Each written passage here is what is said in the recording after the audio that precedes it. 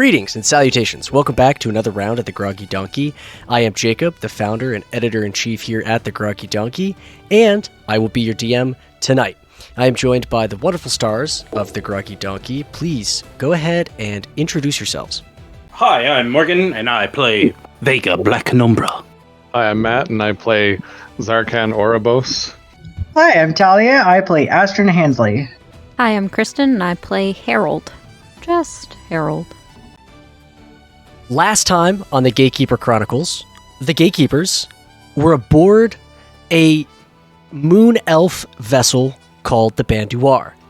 It was haunted, and they had been searching the vessel, finding clues and little tidbits of information as about what had happened aboard the ship. It had been a mutiny because the captain of the ship had fallen in love with one of the lower enlisted, a male, a taboo, something unheard of in this matriarchal society that was the Moon Elves. But there was something else afoot, something dark, something sinister, a tree, an evil tree, a tree that had woven its way into the very systems of the ship itself and was causing havoc.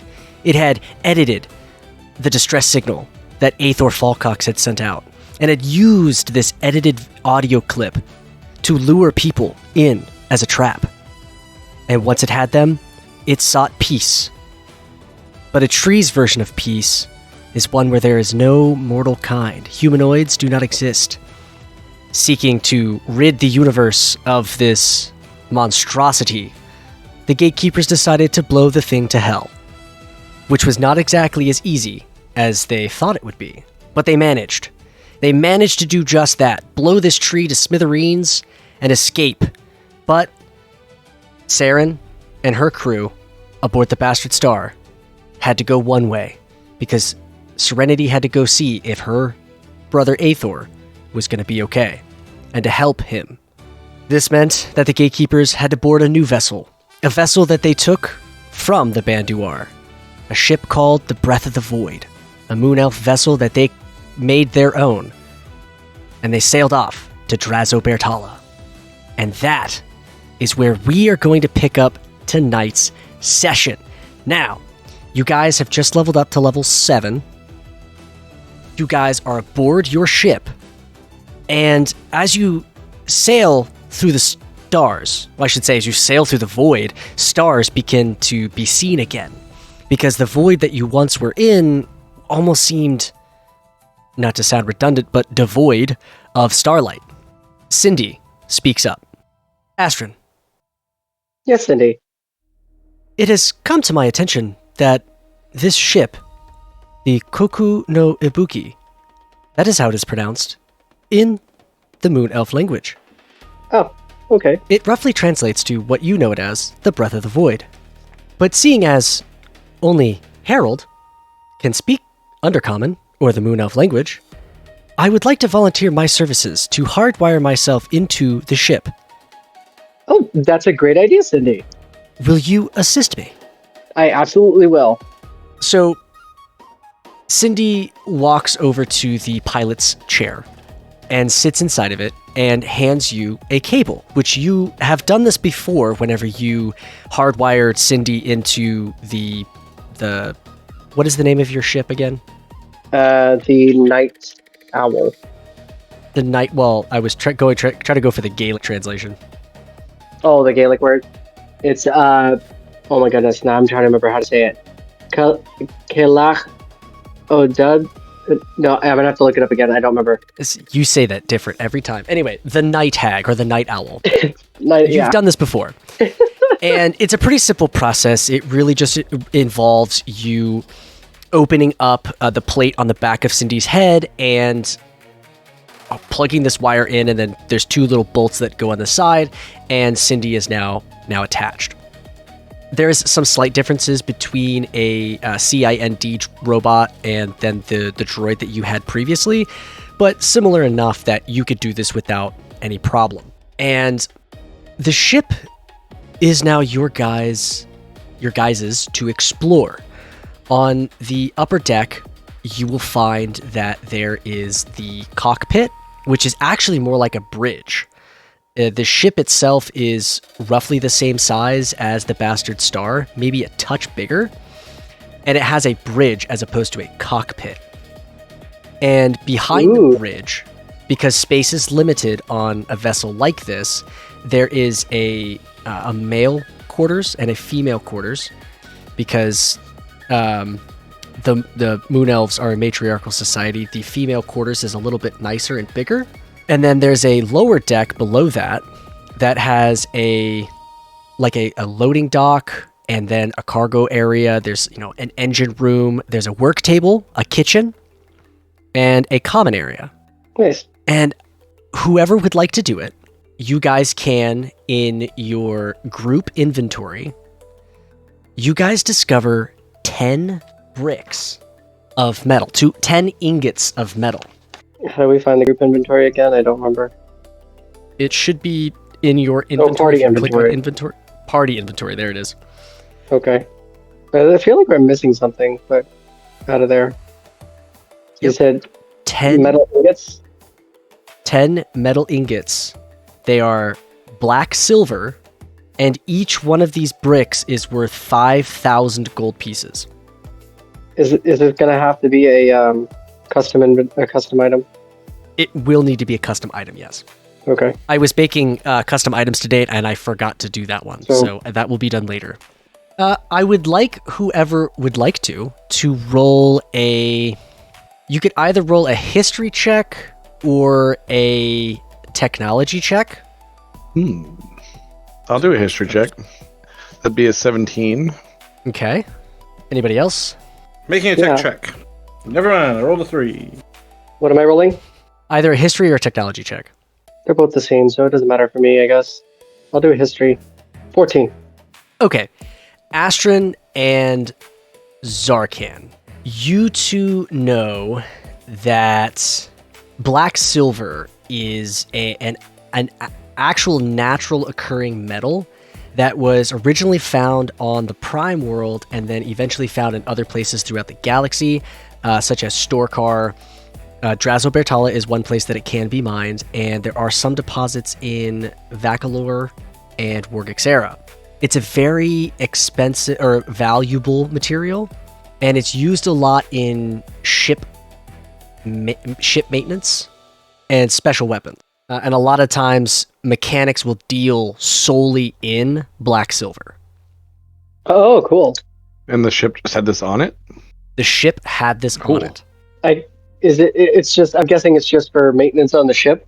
Yes, you can use it for like certain ship parts, but then again, you can also use it as a currency to specifically pay for maintenance for ships. A lot of mechanics, especially a lot of Dwarven and Gnomish mechanics, deal solely in black silver. Oh, well, I would think we should probably keep this in a safe spot in the ship, and that way we can use it if we need to for either emergency or, repairs, that kind of thing, upgrades, that kind of stuff. When we disembark, should we bring like one or two with us just for trading when we interact with the dwarves? What do you guys That's think? a good question. What do you think, Vega? We should keep most of it safe, I do agree, but having a couple with us might be awesome. Yes, I do think having something to borrow should help us, but we should keep the bulk of it secure. Yeah, well, let's do that then. Oh, DM, real quick question. Yes. I'm assuming that we're no longer frightened and we've taken a long rest. You guys may take a long rest. You guys are no longer frightened. Good. Any other, not attributes, conditions that you have are cleared. Yeah, we leveled. That's essentially a long rest. Yep. Oh, that makes sense. Oh, I had a question for the DM as well. You'd mentioned that I had gotten another feat, and I just wanted to get a little bit of clarification. I don't want to hold up the game too much, but yes. So you have gained a new feat called Short Stock, and what Short Stock allows you to do is, as a bonus action. So whenever you're dealing with ranged weapons, typically when something gets within melee range of you, it's considered disadvantage whenever you make an attack. But you have mastered your ability with your rifle, and can, as a bonus action, when a creature gets within melee range of you, you can short stock, so basically tuck your stock up underneath your shoulder and fire at close range without taking disadvantage on that attack. Cool. Okay. All right, thank you for explaining. It will also take a bonus action to put it back in your shoulder and then fire at long range, but it is just another bonus action for you to do in order to transition between close range and far range. Oh, kind of like a stance. Kind of like a stance, yep. I like it. I wanted to ask the party as Zarkhan. Do we have a safe cargo hold to put this in that it won't be like easily seen or found? I would assume that there would probably be either a place in the cargo bay, or maybe even on the bridge where we could keep it. Because I should also ask, is this contraband, technically? Would this be something that we shouldn't have? Hey, I don't know about you, but I'm pretty sure me and Vega have no qualms about handling any sort of contraband. So, as long as you're cool with it. Well, I'm cool with it. I wouldn't know if we have a hidden compartment versus just a regular cargo bay. DM, in my time, I was going to say, Dungeon Master, in my time sneaking around and maybe finding nice hiding spots around the bastard star. Do I know of any good places we can hide shit? So on the lower deck, just using cardinal direction again, on the east side of the ship, you have a workshop and a kitchen. And then on the west side, there is an armory and another like cargo storage area. Oh, we could probably put it in the armory, because we could use that other cargo storage area if we wanted to convert it into a smuggling hatch. Having stowed away in quite a few hatches, I could handle that. Cool. Does that seem good to you, Vega? Yes, it'll do. Ardawan, what are your thoughts on handling contraband? My life has taken quite the turn, and seeing as I travel with former criminals, contraband does seem to be the least of my concerns, considering that the fate of the galaxy is at stake here. But I don't think that black silver is contraband. Oh. Well, that's It is what I'm valuable. worried about. I guess we're worried over nothing. So we're on our way to Drazo'Ber'Tala. Is Cindy flying the ship?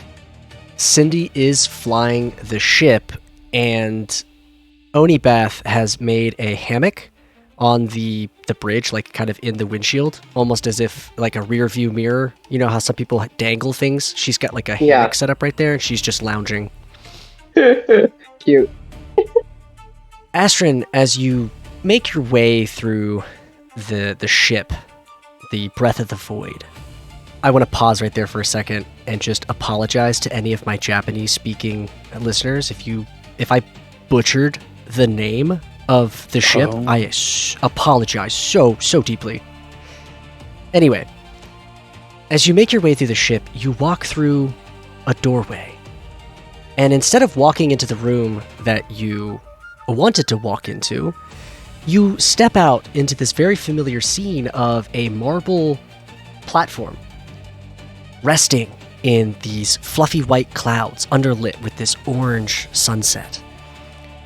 And at the gazebo, like last time, is the towering figure of Saint Roxalana, her 4 pink wings folded behind her, and she waves you over. I go over without hesitation. Sit. I do so. So, did you get the goods? Yeah. Cool. They're back in my bay. No, they're in your pocket. They are? I reach in my pocket. Did you put them on the ship? Well, I had put them in my bag on the ship. Oh, well then, she snaps her fingers, and you are standing in front of your bag. Oh, well then I get into my bag and I grab the goods. You turn around, and you are standing in front of the chair that you were just standing in front of a moment ago. It's a little trippy. I blink like a couple times, and you're like, here you go. Yeah, give me that shit. She takes it, she looks at it. Nice. Alright, listen, I wish it was this simple of you just handing it to me, but I have reports that I have to make. I have to document this. Just tell me what happened, start to finish. Walk me through what you did. Oh, yeah. I well, while the rest of them were talking to some of the elders and going about whatever their business, I was able to sneak away, and I found it in like a study. I don't know whose study it was or whose office it was, but I found it sitting on like a bookshelf. Interesting. Okay. Yeah, I mean, it was in and out. It was real quick, and I was very surprised. It was almost like they set it up. Like I was worried it might have been a trap, but it was right there. Listen, sometimes things do go off without a hitch. But that's not to say that the next time it will be that way. Well, the whole trip didn't exactly go off without a hitch because we're our band and we're no longer allowed to go back there. So You're not? yeah, no. What happened? This is the episode that Talia was not here for, so Talia has no idea what happened. So you would remember that you guys were given the information that you needed, which puts you in the direction of going to Drazo'Ber'Tala. Right. Okay. We weren't banned. Yeah, you weren't banned. Yeah. Oh, we weren't banned. No. I thought we were banned. Nope. Oh, my bad. Okay. I misunderstood. That was a Talia mistake. You're good. Okay. That's okay. It happens. But we're not allowed to go back, right? No, you can go back. Oh. Okay. I must have misunderstood. Okay.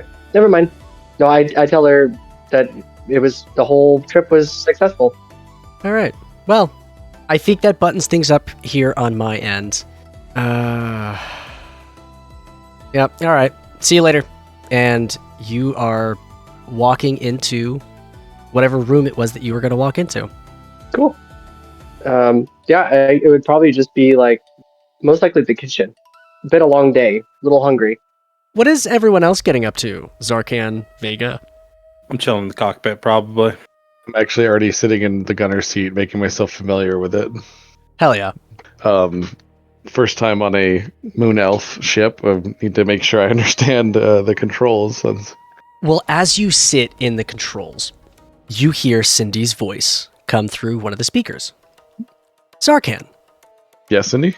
I see that you found the gunner's turret. Yes, is there anything you can help me with here? I'm not quite sure I understand these symbols. I will do my best to reprogram the ship as best as I can to portray common so that you can read them and understand them. Give me but a moment. You watch the lights and the symbols on the screen flicker for a minute, and then immediately, suddenly transition into the common alphabet, and you can now read them. And you see, the targeting system and the trigger. You've got, the different functions of the weapon and how to move it, how to work the communications and stuff like that. And you're able to familiarize yourself with this weapon system so that you are accurate and efficient with this weapon system. Awesome. So I thought I was going to have to roll for that. That's good. Thank you, Cindy. Really appreciate that. You're welcome, Zarkhan. Just let me know if I can assist you with anything else. How about a sandwich? I'm afraid that my functions will limit me in making you a sandwich. I figured I was just joking, Cindy. So I get up and I go to the... Do I know where the mess hall is? Yes, it's a small ship, so through exploration you would have found that it's on the lower deck of the ship across from the armory near the workstation, where you bump into Astryn. Oh yeah, Astryn's making a meal. She's got an egg frying. She's got, lettuce and stuff rinsed and all this jazz, tomato sliced, making a whole sandwich. My goodness. That looks delicious. Would you like one, Zarkhan? I would. Do you need any help preparing? Yeah, I mean, take your toppings. Let's get to slicing and making some sandwiches. We'll go ahead and make one for Ardawan and Vega too. Oh, just out of curiosity, what happened to the Colossus? I'm not there. I'm in the cockpit. Oh, you're in the Breath of the Void. Yes. Okay. Right? I'm in the Breath of the Void, aren't I? So I just don't. Maybe I missed it in the episode I wasn't here for. But did we lose that ship as well? The Colossus? No, I parked it. Oh, it's parked. Okay. I parked it. Zarkhan and Astryn, you watch as an olive begins to float up and then to slowly make its way towards the counter edge, and then it floats away. I'm Wait, automatically is that just gonna automatically assume Onibath. That's what I thought too. Wait, does Yeah. the ship have unseen servants? No, I wish. Boo! Yeah, I just assume Onibath automatically. I'm It's just a fair gonna assumption. yeah, I'm just gonna like casually be like, you want one too? You just hear a giggle and silence. Yeah, I'll take that as the yes. I'll make her one too.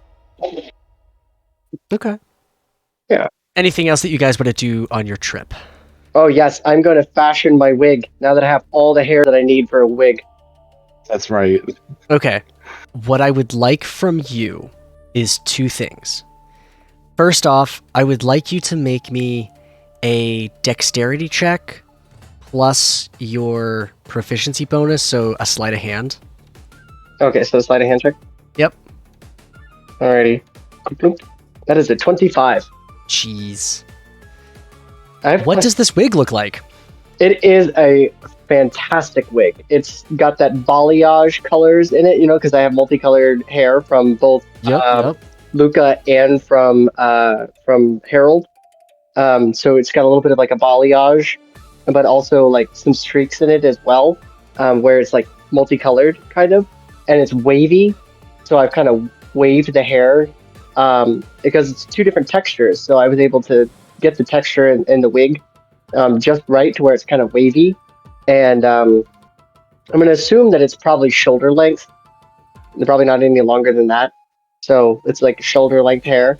And it looks like it's like a real full head of hair. Like it came like a professional drag queen wig. Okay. Is it like a comb over? Is it just that 80s rocker hair? No, it's a gorgeous like princess locks. Just the curly. Oh, Yeah. I love it. Mhm. And you present this to Cindy? Yeah, I'm gonna walk up to Cindy, and I say, "I made this for you. Do you mind if I put it on?" Thank you, Astryn. Yes, of course. I fit it on Cindy's head, and I'm gonna make sure it's all straight and everything, and I make sure that it's not gonna move and fall off or anything. So I like fix it to Cindy's head, and like get it just right so that it looks natural, like it's a robot with hair. I feel bonita. You look bonita, Cindy. And I take a I don't know, like something reflective surface or whatever surface, and I like show it to Cindy. Be like, what do you think? It is excellent. I love it. I started working on this before you were even fully reprogrammed. Thank you. It's nice to be thought of. Now you feel like now maybe, well, you might stand out a little bit, but I think it becomes you very well. Thank you. Perhaps now I could fulfill my dream of being a body double for Braston Kutcher.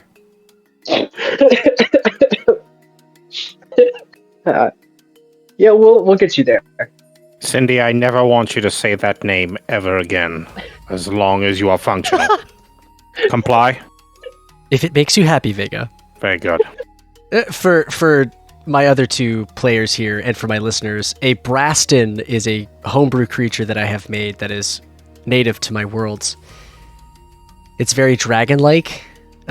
Basically picture like a pit bull that's a dragon. Wish to hunt this Braston Kutcher. I could just imagine Cindy has like the wallpaper as Braston Kutcher. That's hilarious.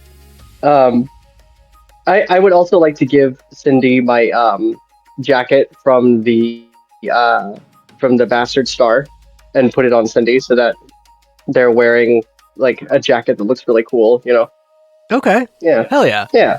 So Cindy is now wearing a blue leather jacket and he's got a head of hair. Nice. Amazing. You guys blast through the stars, and after some time, you feel the breath of the void slow and drop out of light speed.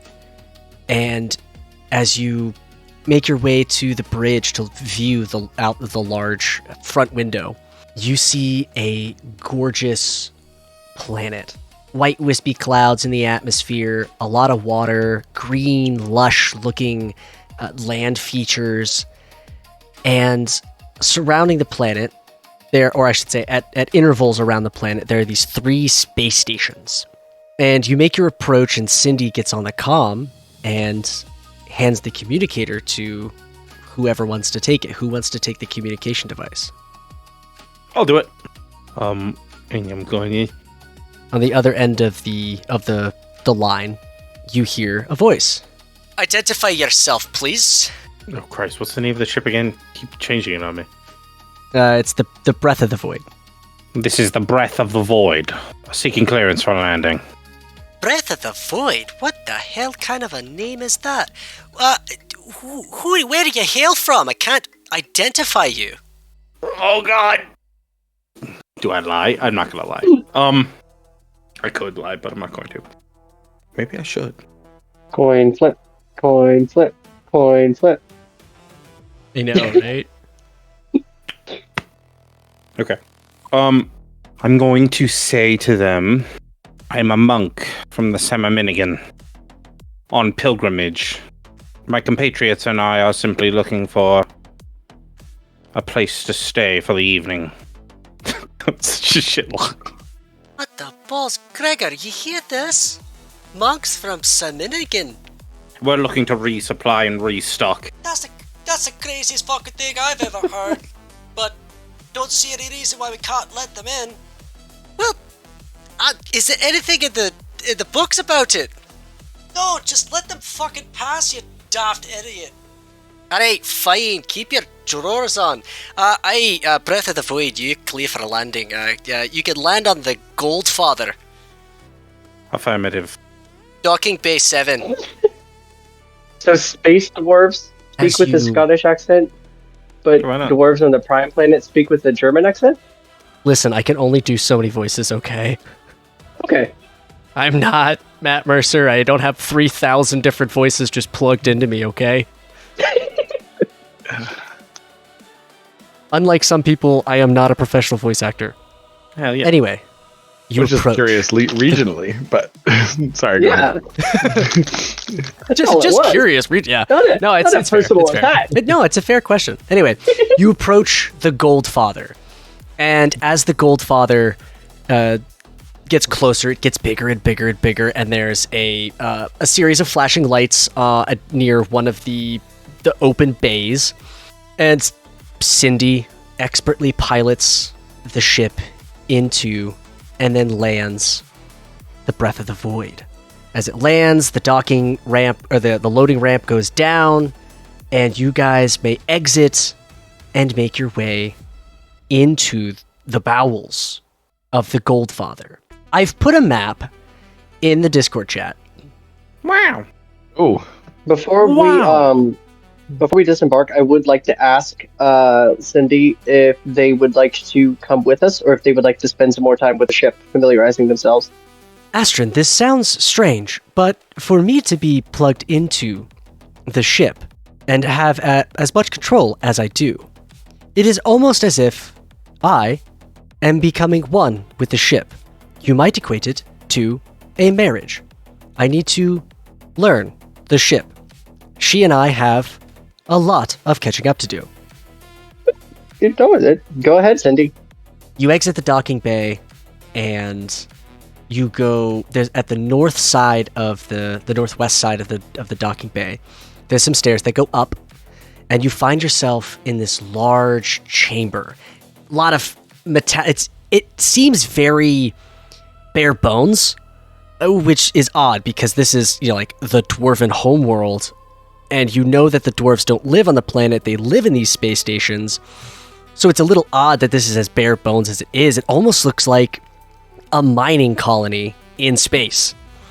There's workstations, and there's some dwarves welding, and you see some rooms down on the south side, and you just kind of make your way into the central chamber, and there's these stairs that lead down. There's a big holographic image of the planet, and there's different like dots and waypoints on it, and there's computer screens that are kind of connected to those dots, or they indicate those dots on the computer screen, and it's different missions, and you see that it's a lot of different mining missions that are happening right now concurrently with current time down on the planet, inside the planet of Drazo'Ber'Tala. This is the hub. This is where shit happens for the dwarves. So as much as this is their living space, well, dwarves eat, breathe, and sleep mining jewels and gems and precious metals and stuff like that. So I guess it kind of does make sense that they would have this to be set up the way it is. And you begin to wander, and a dwarf comes up to you and he says, "Oh, you must be that ship that just landed. You should probably follow me. Hector Urvak would like to see you. He's the head honcho around here. Come on this way, follow me." And he leads you north to the area that's marked the lounge. And the lounge is exactly what it sounds like. There's like a little bar with a grill in the back. There's a robot who's mixing up drinks, and there's a jukebox on one side, and like almost looks like a little dance floor. And there's some seating right there. And you see Hector Urvak, a very distinguished dwarven gentleman. I believe I've posted a picture of him at some point in the past. I will repost one now. He is sitting there smoking a cigar, and he sees you all, and... "Greetings. Oh, Harold, it's so good to see you again." And Hector stands up, and he gives Harold a traditional dwarven greeting. Hector, how are you? Hector reaches out and he grabs Harold's forearm, gives him a good solid warrior's forearm handshake, and then he leans up and kisses Harold on both cheeks. A traditional dwarven greeting. "Harold, what brings you to Drazo'Ber'Tala?" Oh, yeah, well, my companions and I are in search of a few different things. Searching. What do you hope to find here on Drazo'Ber'Tala? Well, we are in need of some information, first and foremost. I do have a question for you, Hector. Ask away, anything. When is the last time you spoke to Eythor? He strokes his beard.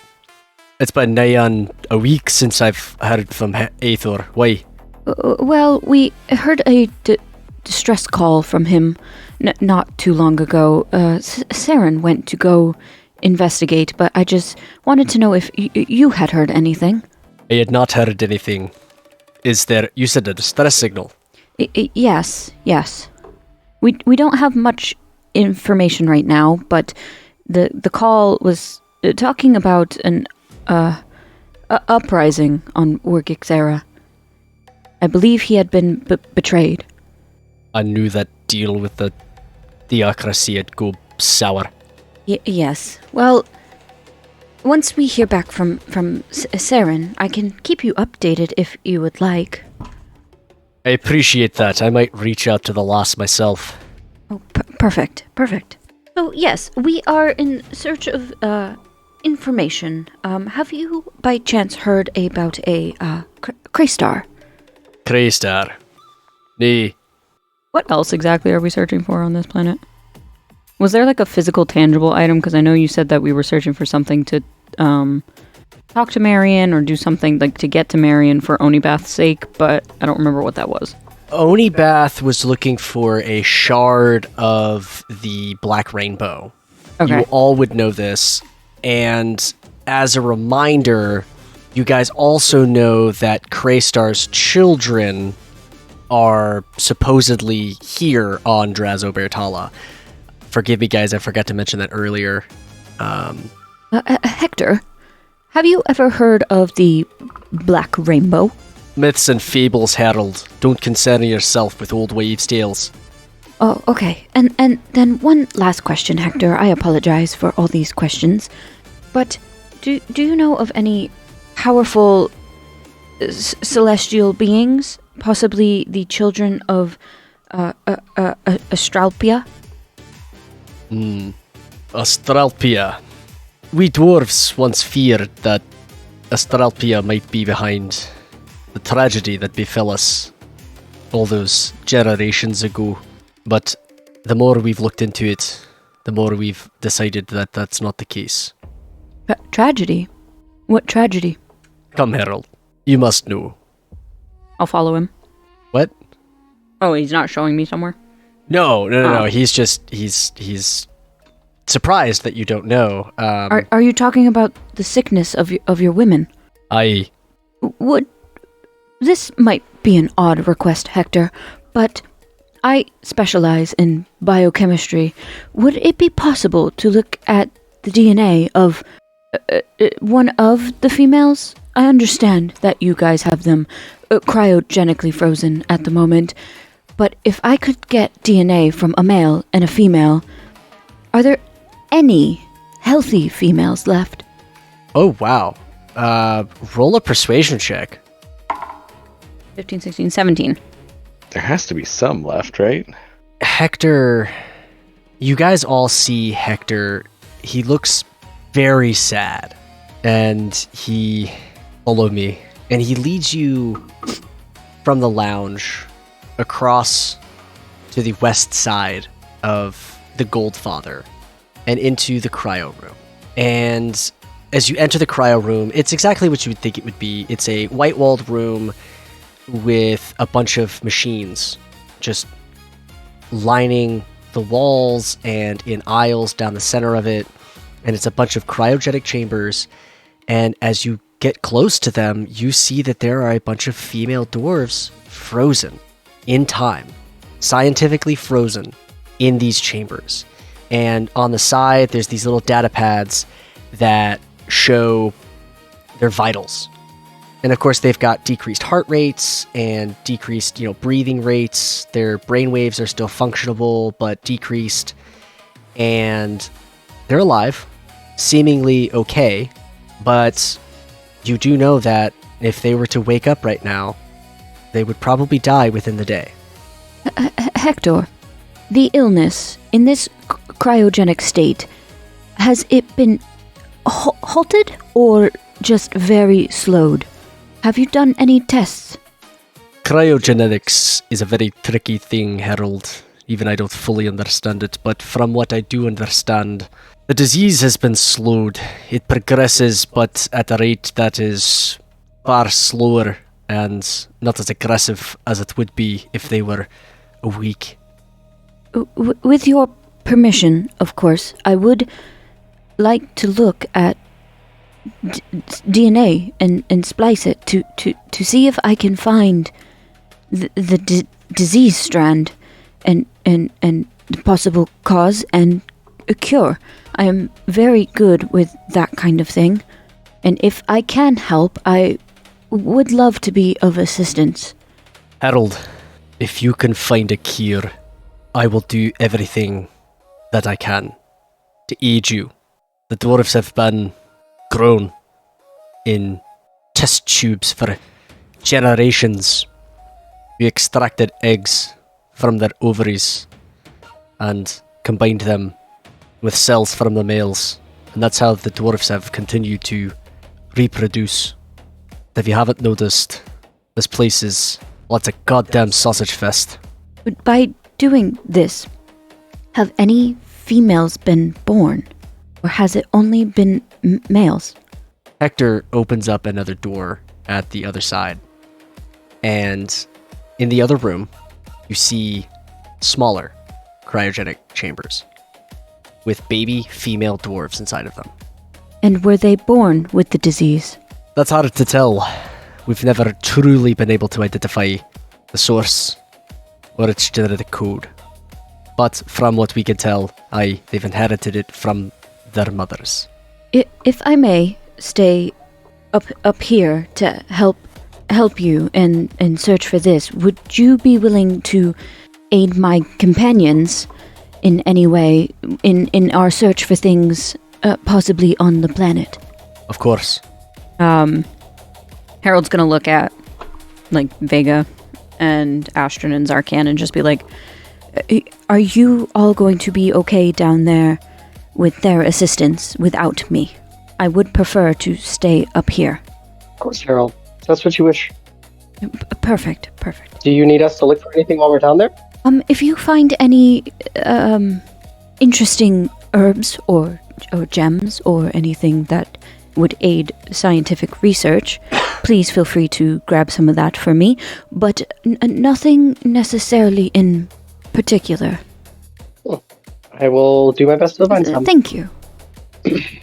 Hector, with a sense of renewed hope, but also with the air of a man who doesn't want to get his hopes up too high because he doesn't want to get let down, he looks at all of you and asks, what exactly is it down in the mines that you're looking for?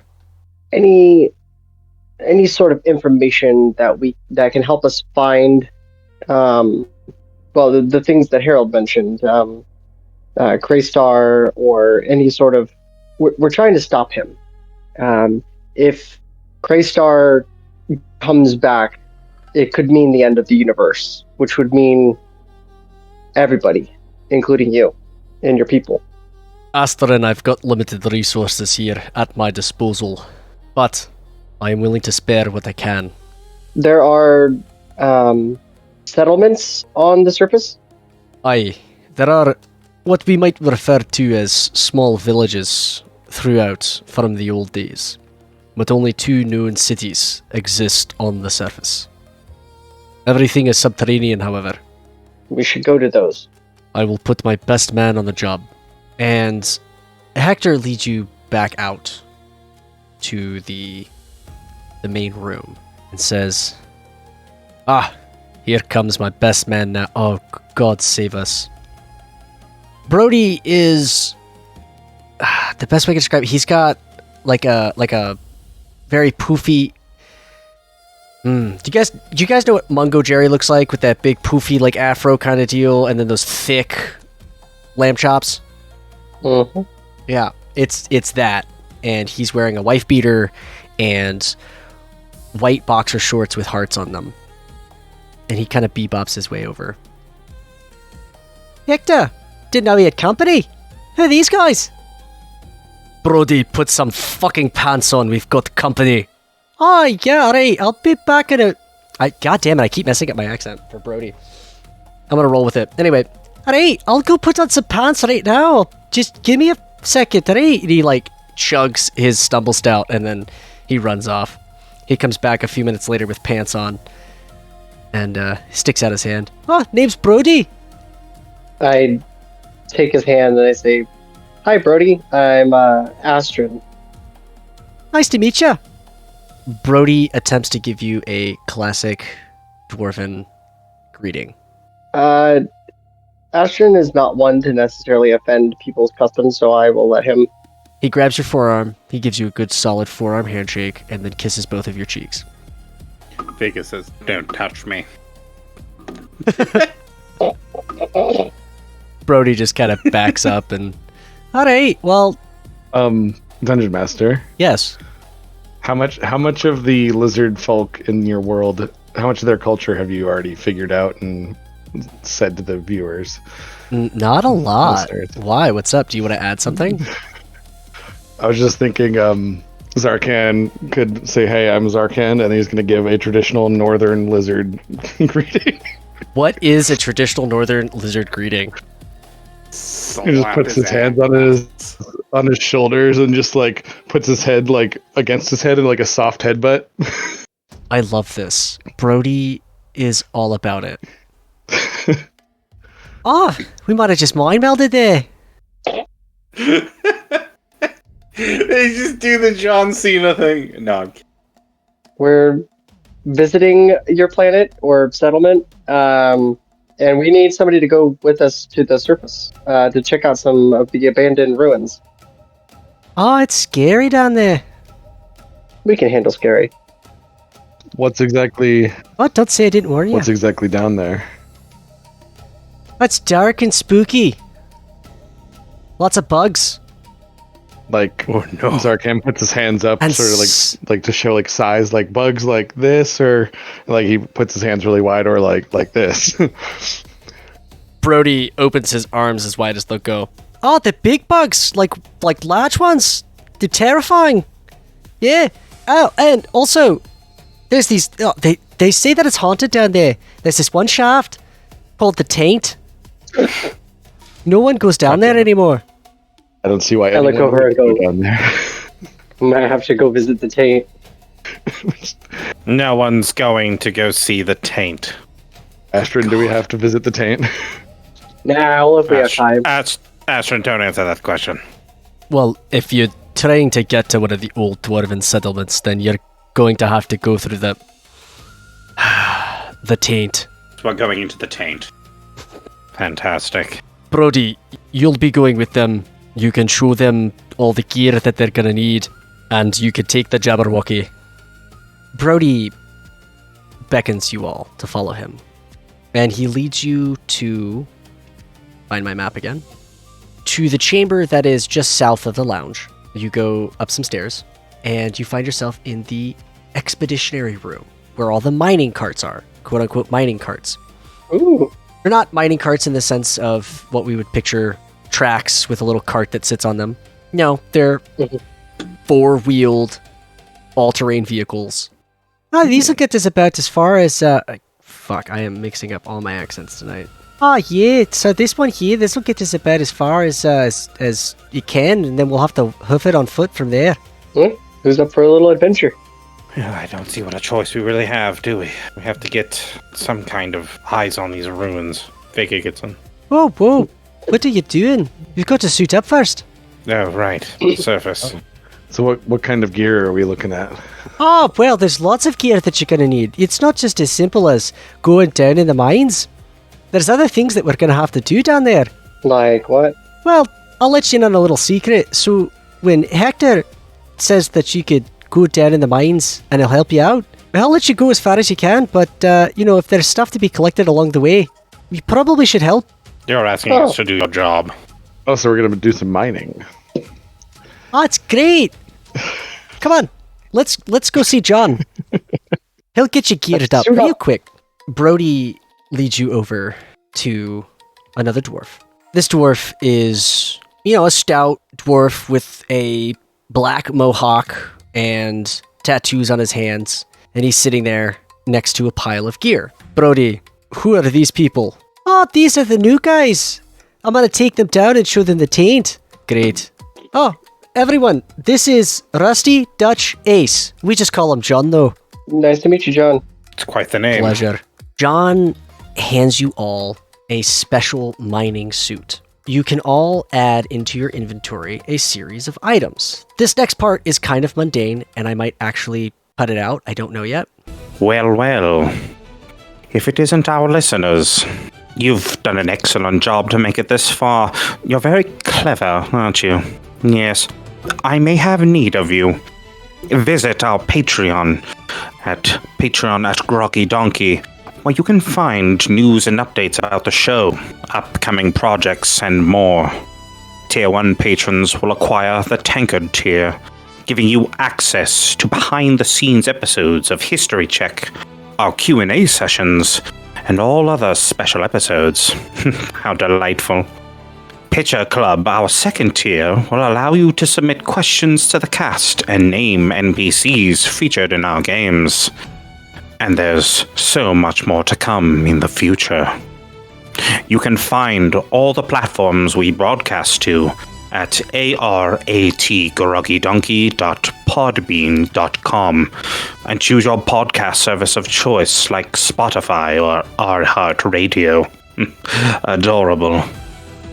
And check out Matt, our resident artist and cast member, over on Twitch at twitch.tv/SpaceViking42. Now go and stay groggy.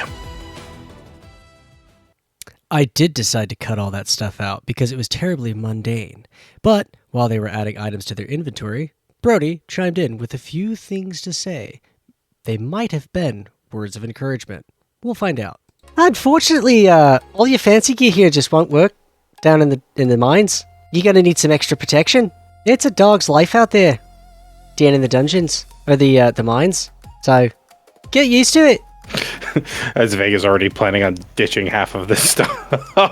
after you guys have added all the equipment that John gives you, the mining suit, the demolition drill, the flares, the flaring tool, a pick, he looks at you all and he says, rock and stone. Oh, goddamn. And then Brody responds, rock and stone! And then he leads you guys back to the expeditionary chamber. Astryn's going to do the same. She's going to throw up the rock fingers and go, rock and stone! And then go, to the Taint! And then runs off to the ahead of everyone and like starts going towards where the carts are. We are in no way. Oh, I like this. We are in no way affiliated with Ghost Ship Games. I just want everyone to know really quick. No affiliation. No, we are not, but whatsoever. As far as Brian has told me, they love when people shout out Good. Well, then, Deep Rock there you go. Galactic, and so I'm pretty sure it's safe to do all of Okay, this. Vega rolls his eyes and says, rock and stone. Beautiful. Brody taps his tankard of sobriety on the ground and downs another cup of ale, and then rushes after you guys to get into the Jabberwocky. He drives the Jabberwocky into this machine. It looks like a machine. I don't know. It's got like a gate on the side of it, and the gate closes, and then there's a countdown on this big screen. And then once the countdown reaches 0, you feel this structure that you're in plummet out of the space station. It hurtles to the planet of Drazo'Ber'Tala. It hits the surface and it begins to bore its way down. And it just and you see that there's an elevation counter on the side, and it's negative, and it's just counting down feet as you guys get deeper and deeper inside of Drazo'Ber'Tala. And then finally it stops. Astryn wants to have fun with this, but she's feeling a little claustrophobic and starts hyperventilating. The ride is over quick. The gate opens up on the vessel that you were in. The ramp lowers down, and you find yourself inside of a cave. Now, there's already some equipment down inside of this cave. You see a generator, and you see some pipes, and you see some wires and stuff like that on the ground. And you see some other tools. And Brody looks around, and he goes, "Oh, look at that. Well, we should probably just take a look at these pipes while we're at it. They'll lead us closer to the Taint." Oh, good. You guys are now inside the mine. The Jabberwocky is following you guys, and he lovingly refers to the Jabberwocky as his mule. And every once in a while, he'll pick like a gem off the cave wall, and he'll toss it into the Jabberwocky. Now, what I need all of you guys to do, so Brody is going to lead you guys to the Taint, to where this dwarven city is. But along the way, he is going to stop and ask you guys to perform a series of tasks. If you guys roll a perception check at any point, this will determine whether or not you see any mineable materials. And if Brody says, hey, we need to fix this, there will be some rolls that you guys will have to make in order to fix this equipment or do whatever it is to that equipment that you need to do.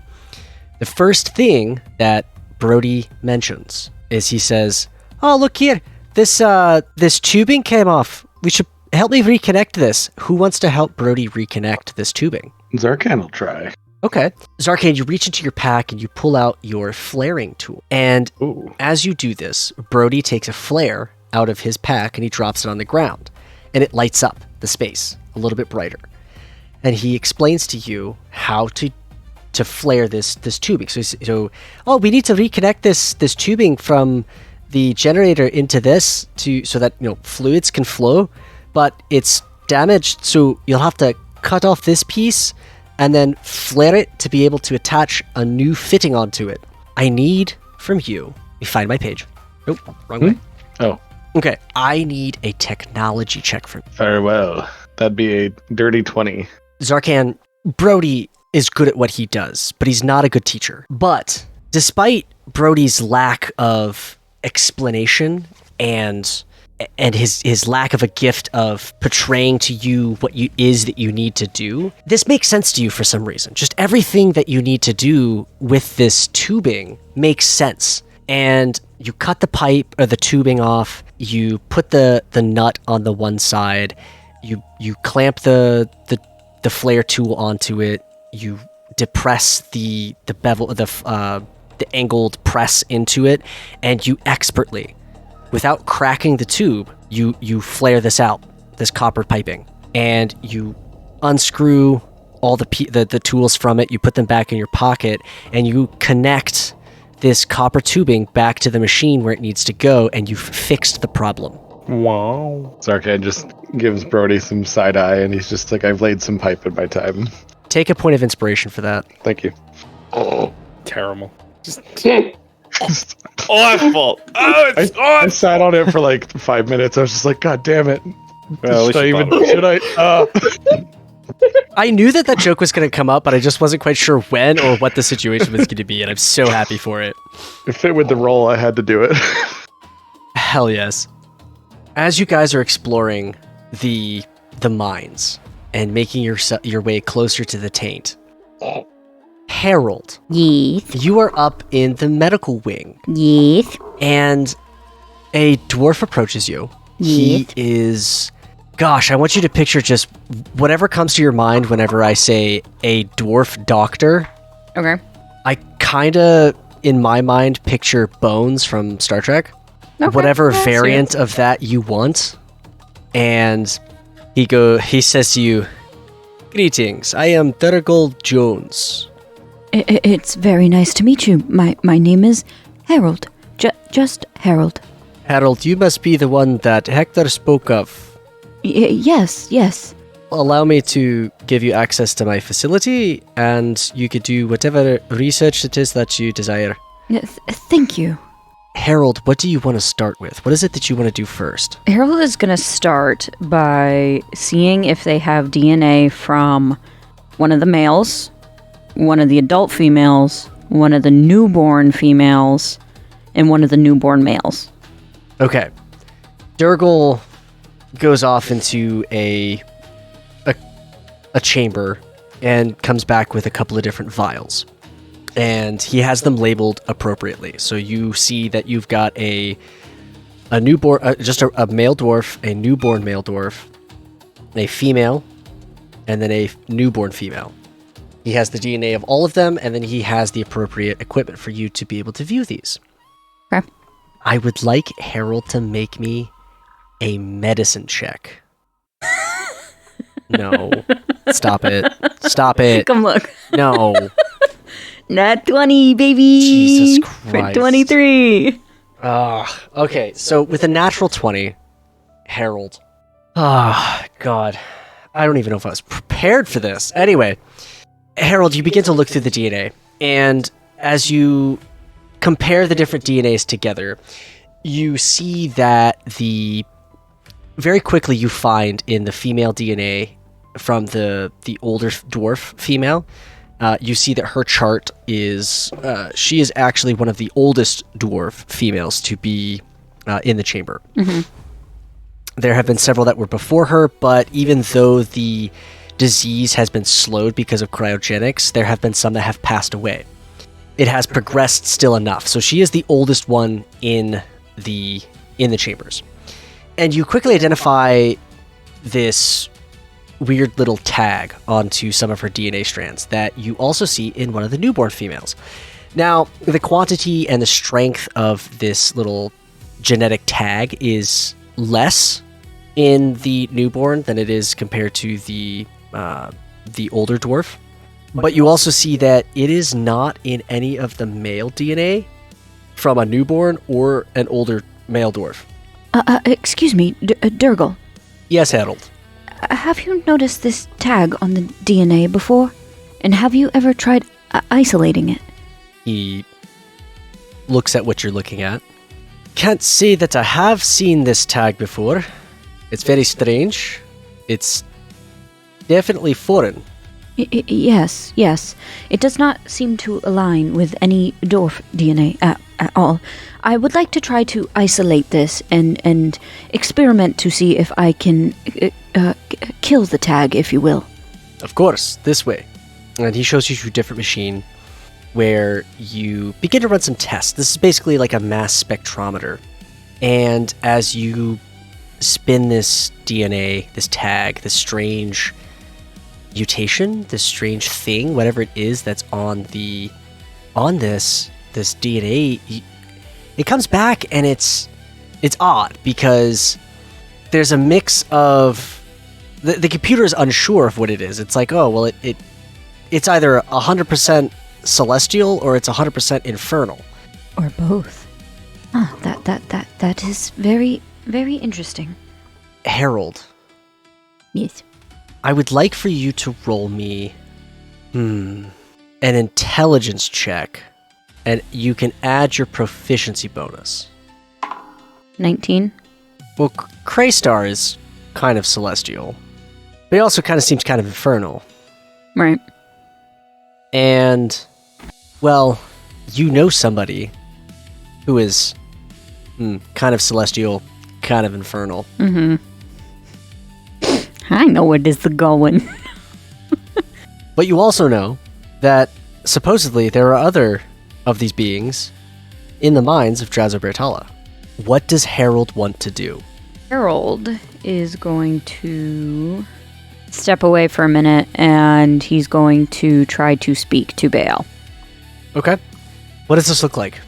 What do you mean? How do you attempt to speak to Baal? Very similarly to however he tries to talk to me. It's kind of like a knock on a door. Okay. And the other has to let you in, per se. And then if they do let you in, that's where we get to the... Pull on his tail. Yeah. Pull his hair. Jeez. Slap his ass. No. Oh my god. Good Lord, woman. Sorry. And then if he does let me in, then that's where we get to like that, like the chasm between us and the just expanse of space. Okay. You reach out to try to connect to Baal, and that pathway is opened. You find yourself standing on this comet that is suspended in space, and there's this giant chasm between the two of you, and Baal is on the other side. I walk over and I sit on the edge like I always do. He mirrors your movements, just like always. Hello. We have not spoke since you were able to run rampant about outside my body. Thank you for not killing my friends. Freedom is delicious. And so was that dragon. And whatever the fuck else that was that I ate. That, I believe, was a moon devil. Thank you for killing those, by the way.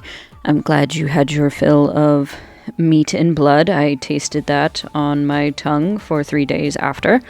I have questions for you. Questions for me? Yes. I guess I can't deny you. Now, I know neither of us know much about how you came to be, but we did establish you are a child of Kraystar. I heard these thoughts swimming in your mind. Yes. Now, I guess this would be a request of you, and I do understand that it would come at a cost, which we can negotiate and discuss at a later time. May I have a strand of your hair or a piece of your DNA? Roll a persuasion check. Oh boy, okay. 3, so 17? Obelnook. Hold on, pause. Before you say the results of this, I would like to also, well, I don't know if I can do that. Hold on, never mind. Okay, continue. What were you trying to do? Well, so I don't know if this would only be able to be used in combat, because it says use your reaction, but it's called Flash of Genius. So when I or another creature I can see within 30 feet makes an ability check or a saving throw, I can use a reaction to add +3 to the roll. I would allow it. Okay, I'm going to do that. Okay, so it would be a dirty 20. Dirty 20? Yeah. Okay. Obelnook, I see no reason to deny you. When you return, you will find a hair. In your butt crack. One that you pull from your head. A dark hair on your head. Pull that hair. Thank you. And like I said, we can discuss what you would like in return at a later time. Destruction. We will have opportunity for that, I assure you. Obelnook, I must admit, your idea of destruction with purpose is strange. But you yourself reaped the benefits of this not too long ago, did you not? That I did. And was it worth it in your eyes? It wasn't not worth it. That is a start, Baal. That is a start. And I'm gonna get up and walk away. You return to the laboratory, and you reach up to your hair, and you find a very dark brown strand of hair that is very unlike any of your hairs. You pluck it, take it back over to the machines, and you begin to extract the DNA from it. I would like another technology check from you. Technology? Yep. 17 plus 6. 18, 19, 20, 22, 23. Yes. Harold, there is a match between the origin of this tag on the female dwarven DNA that matches with the DNA that was taken from Baal. I'm going to tuck that little bit of knowledge away, and now I'm just going to start working to see if I can remove the tag. Okay. So I know, based off of my attempts to destroy Baal, that might be difficult to destroy it. So I'm going to look at ways to remove it, like to separate it from their DNA and extract it, if you will. Okay. While you do that, we will cut back to everyone else. You guys are down inside the mines. Zarkhan, you have expertly just replaced this tubing on this construction device, this mining equipment. And as you guys begin to make your way further into the mines towards the Taint, you hear over the radio someone say, "Keep a lookout, boys. There's a swarm incoming." And as he says this, you begin to hear skittering. And up from the mines, you see a swarm of creatures coming towards you. I need all of you to roll initiative. I got a I was 10. rolling so badly with I got a 15. 8. 8, 15 for Vega. 10. I got a Oh, 10 for Vega and 15 for Zarkhan. Yeah. Astryn's just used to being last. One at is this point. with you guys. Okay. As you guys are standing in the tunnels of the mine, these creatures begin to skitter their way towards you and chitter. And the first one that is up in initiative is going to make its way over to Zarkhan. And it is going to attempt to bite you. Okay.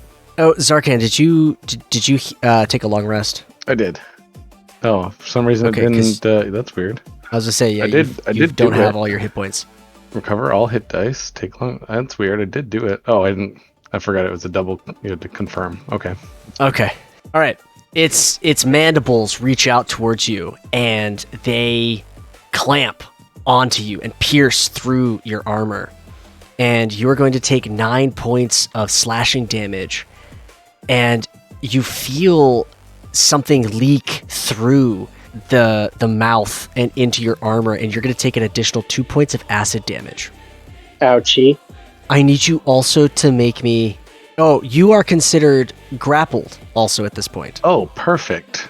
That's awesome. Hold on, let me read this. The make sure next- I know I can do what I think I can do. The next Ankeg, is that a reaction that you're doing or something else? I was trying to remember if my I have an ability I think that does that. Give me just 1 second. Okay. Oh no, it just counts as a bonus action. Sorry, no, it's not a reaction. Sorry. Go Okay, ahead. okay. Just making sure. Nope, no problems. The next Ankeg is going to rush up to Brody and is going to make an attack against him. And the mandibles do not gain purchase on his armor. Zarkhan, it is your turn up in initiative. I'm being grappled, right? You are being grappled. I will allow you to make a strength check or athletics check to try to break free. Yeah, let's do that first.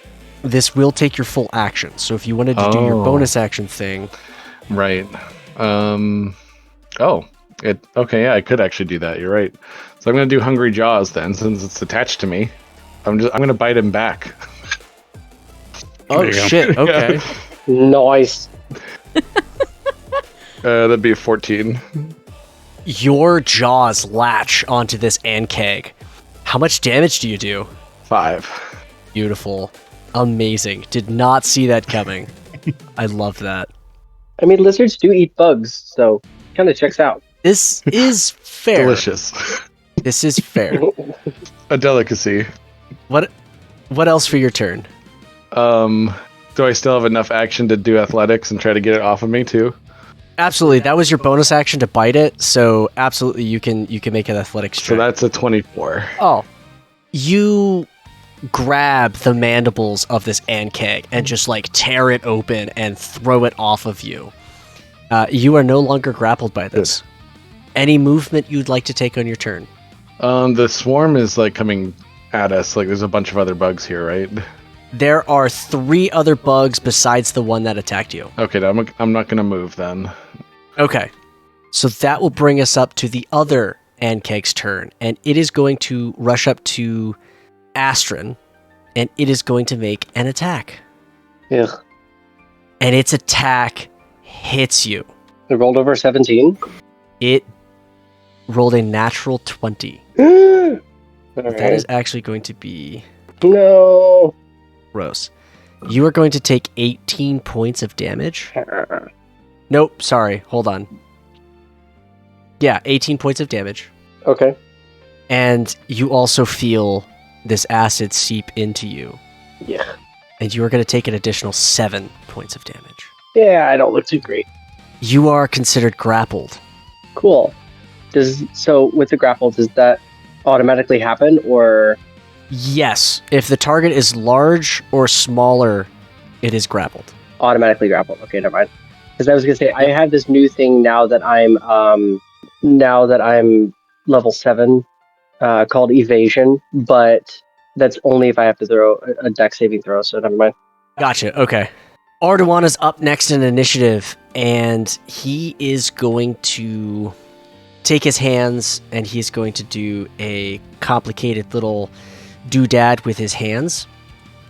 Damn. And a spurt of flames comes out, and it is going to hit the Ankeg that has you grappled.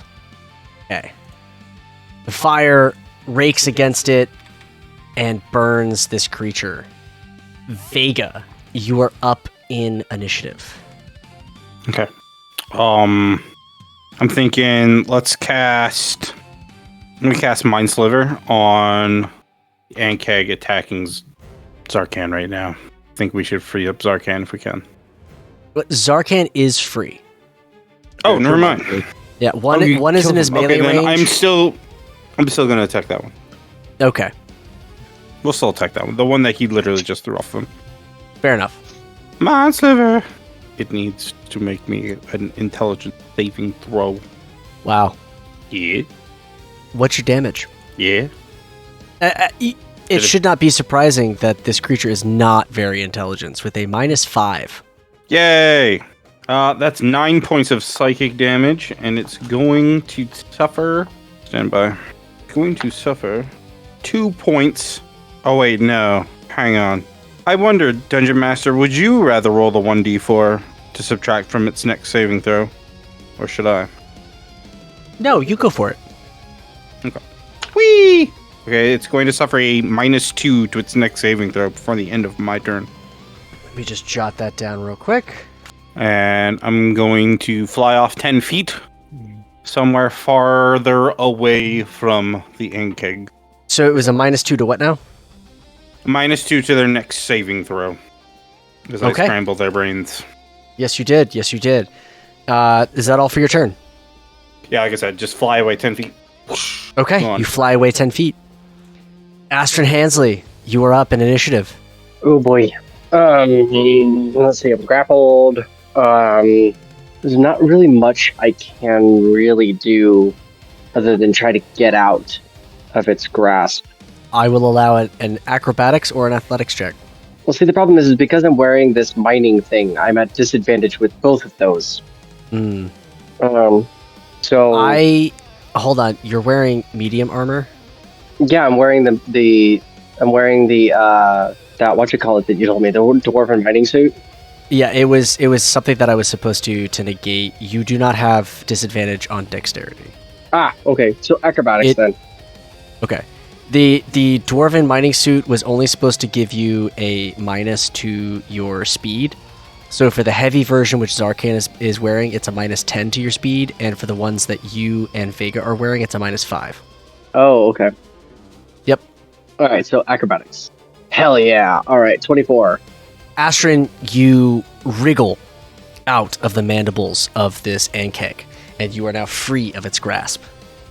Cool. So I only have my bonus action left, so I'm going to... I'm going to suppose there's probably nowhere really in here to hide. There are stalagmites, stalactites, there are columns, there are boulders, there are places for you to hide. Then I'm going to bonus action hide. Go for it. Roll me a stealth check. So, tikunk. Oh wow, that sucked. 12. Okay. That's pretty bad when, Anything else when for the your turn? rogue rolls roll on stealth. Yeah, so you probably rolled what, a 3? I did roll a 3. Damn, look at that. Fucking amazing. The next Ankeg that is up in initiative is going to... Who haven't I rushed at? Oh, I haven't attacked Vega yet. The next Ankeg is going to come at Vega. Come at me, bro. Its mandibles glance off of your armor as it misses you. Let's go. It's just that easy. And as we go back to the top of initiative, that is where we are going to end tonight's session. Ooh. Vega learned a new trick, so in case anybody thinks that they can grab hold of me.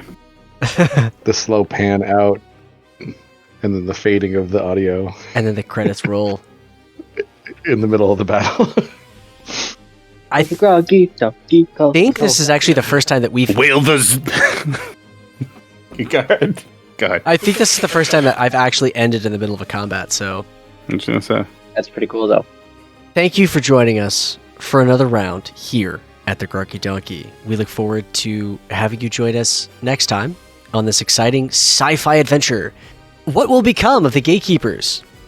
Will Harold discover a way to cure the Dwarven women of Drazo'Ber'Tala? Find out next time. And in the meantime, be sure to like us and follow us on whatever platform it is that you've listened, download, and be sure to leave a comment and tell us what you think. We definitely look forward to hearing from you guys.